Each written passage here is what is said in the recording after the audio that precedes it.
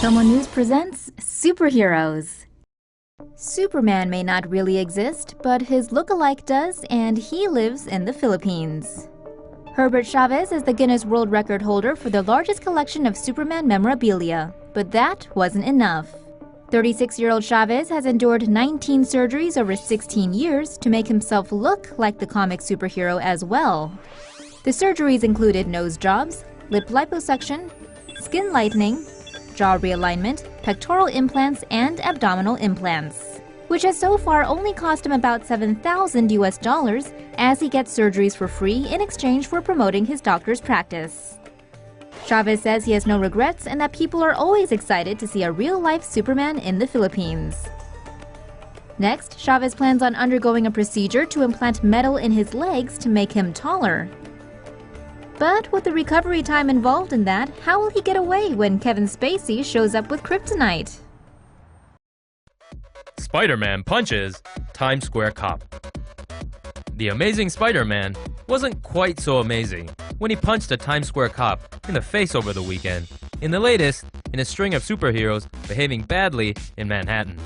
The characters in Times Square are allowed to collect donations, but they're prohibited from demanding money.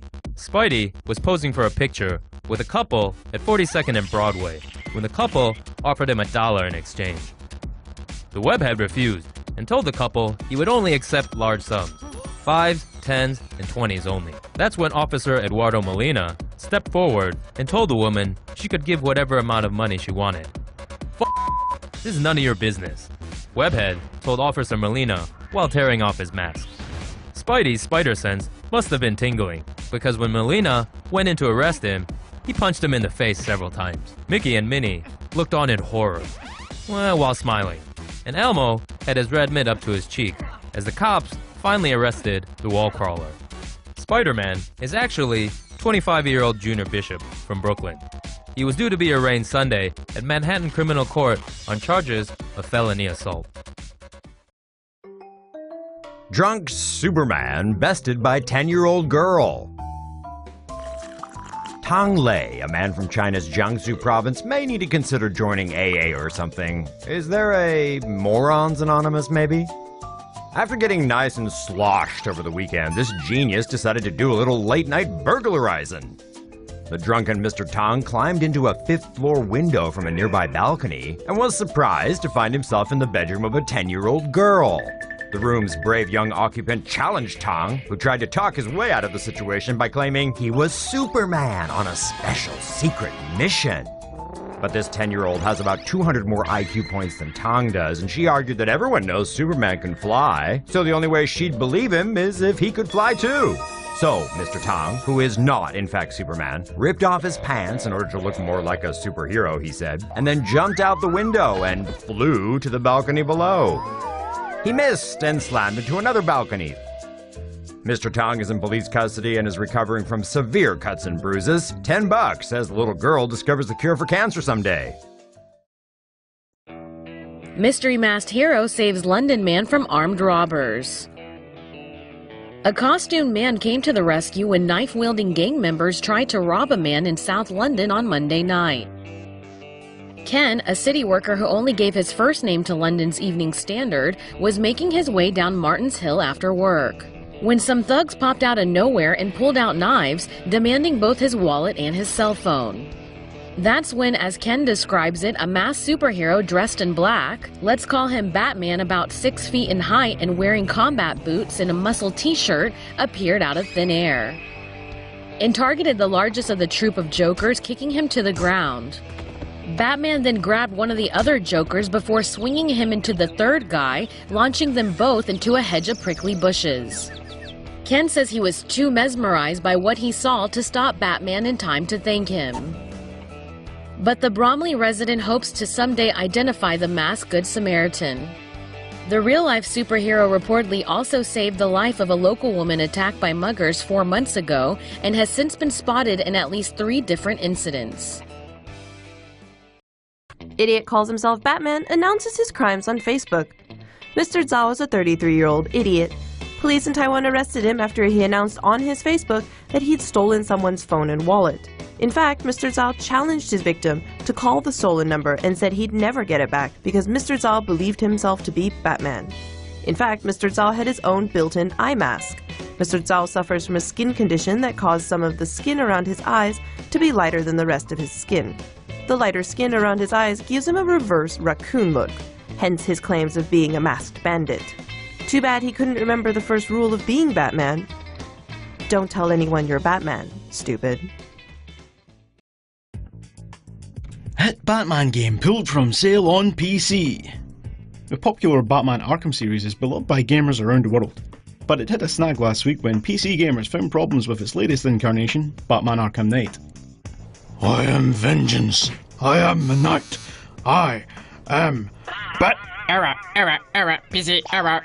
Gamers were livid when they found that the PC port of Batman Arkham Knight was pretty much unplayable. Warner Bros. Temporarily pulled the PC version from sale after many gamers complained of bugs and crashes.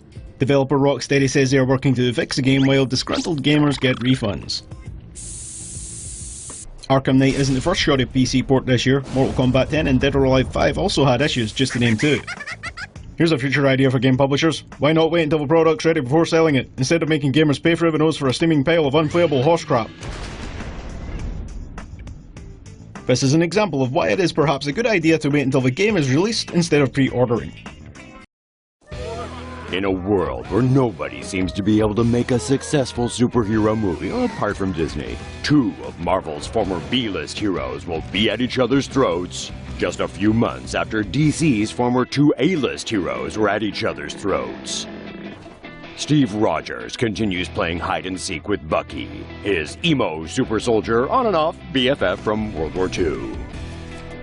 Tony Stark is an Iron Man-sized boner for government regulation of superheroes. Which isn't a bad idea if you think about the implications of all this wanton destruction of property and reckless endangerment of human lives. And what is the Star-Spangled Man's response to this reasonable legislation? Superheroes don't kill people, people kill people. Backed by Iron Man, the US government decides to regulate these lethal sons of bitches, splitting the Avengers between the sensible ones and the dumbasses. Next May, get ready for 2016's biggest comic book showdown, which in all likeliness will turn into a superhero bro-down. Starring Robert Downey Jr. as the $40 million man, Scarlet Bosom son, Chris Evans' most patriotic jawline, and introducing Tom Holland as the eensy-weensy spider tween. Captain America 3, Uncivil Avengers, minus Thor, coming never to a theater near you. Marvel's Doctor Strange accused of whitewashing to appease China. With the new Doctor Strange movie awaiting release, the film is dealing with some racial and political accusations of whitewashing one of its characters, a Tibetan sorcerer known as the Ancient One, played by Academy Award winner Tilda Swinton. On an April 17th podcast, Doctor Strange co-writer Robert Cargill said, quote, "If you acknowledge that Tibet is a place and that he's Tibetan, you risk alienating 1 billion people who think that that's bullshit, and risk the Chinese government going, hey, you know one of the biggest film-watching countries in the world? We're not going to show your movie because you decided to get political." These accusations didn't go over very well, but the studio has responded by saying, quote, "The Ancient One is a title that is not exclusively held by any one character, but rather a moniker passed down through time, and in this particular film, the embodiment is Celtic." It wouldn't be the first time Marvel characters have had skin tones change from the comics to the big screen. 2003's Daredevil saw the tubby, white mobster known as the Kingpin, played by African-American Michael Clark Duncan. And though S.H.I.E.L.D. agent Nick Fury was originally a Caucasian CIA badass, in 2002 Marvel altered his look in the comics to resemble that of Samuel L. Jackson, who has since played the character several times. Marvel introduces angsty Muslim girl superhero.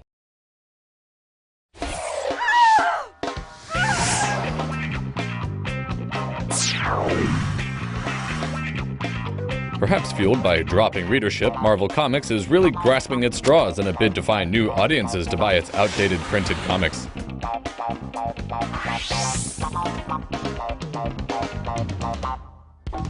Marvel's latest attempt at relevance is Kamala Khan, a teenage Muslim polymorphing superhero from New Jersey.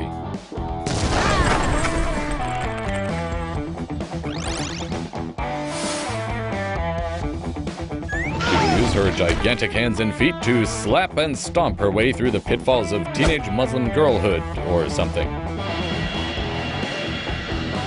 Tackling issues important to Pakistani-American teen.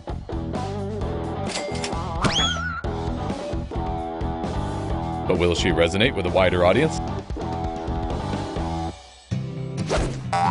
Hey Marvel, we here at Anime want to know when we're getting a Taiwanese-American superhero.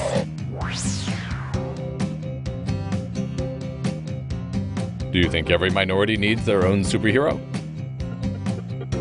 Let us know in the comments.